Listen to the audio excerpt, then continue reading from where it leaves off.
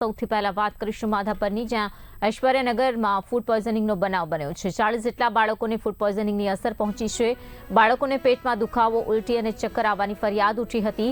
તમામ બાળકોને હાલમાં સારવાર માટે જીકે જનરલ હોસ્પિટલમાં ખસેડાયા છે।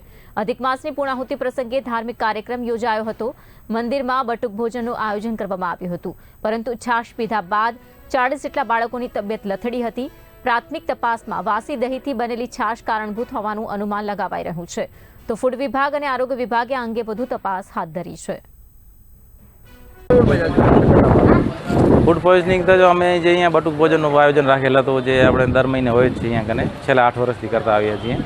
તો કાલે જે વસ્તુ અમારી જે બે વસ્તુ જે દાળ ભાત અમે પોતે બનાવેલા હતા, સેવ બુંદી એક બહારેથી લીધી હતી અને દહીં જે આપણે છાશ માટે જોતી હોય એ બહારેથી લીધી રહેતી। તો કાલને એ વસ્તુ એવી છે કે જે લોકો ખાલી છાશ પીધી છે ને, માત્ર જમ્યા નથી અને ખાલી છાશ પીધી છે ને, એ લોકોને ફૂડ પોઈઝનિંગ અસર થઈ ગઈ છે। એટલે અમને એવું ડાઉટ છે કે કદાચ દહીંની અસર એવી થઈ હોઈ શકે, એના લીધે બધાને ફૂડ પોઈઝનિંગ થયો છે। ટોટલ કંઈક 32-33 જણા છોકરાને તમે એડમિટ કર્યો છે। રાતના 1 વાગે અહીંયા લઈ આવ્યા હતા બધાને। 8-10 જણા પોતાની રીતે પ્રાઇવેટમાં દાખલ થયા છે અને હજી ડિસ્ચાર્જ નથી મળ્યો, હજી ચાલુ છે, એડમિટ ચાલુ છે, બાટલા ચાલુ છે ત્યાં અંદર।